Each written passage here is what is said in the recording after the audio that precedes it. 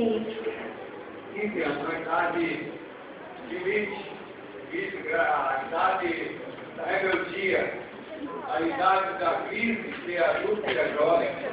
É no meio dessa crise que Jesus vem e o jovem abrir a porta, Jesus vai entrar na sua vida e vai morar no seu coração. Se você deixar, Jesus vai morar na sua vida. Para você também que está aqui, você que ainda não abriu a porta para Jesus, eu quero dizer que todos os dias Jesus bate a porta do seu coração.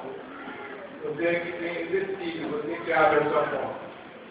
Saindo, você confessa o Senhor Jesus Cristo como o único Senhor e Salvador da sua vida.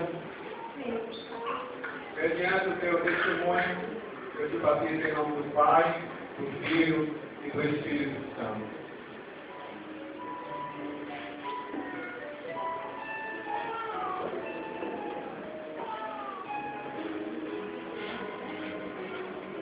Saindo, eu te batizo em nome do Pai, do Filho e do Espírito Santo.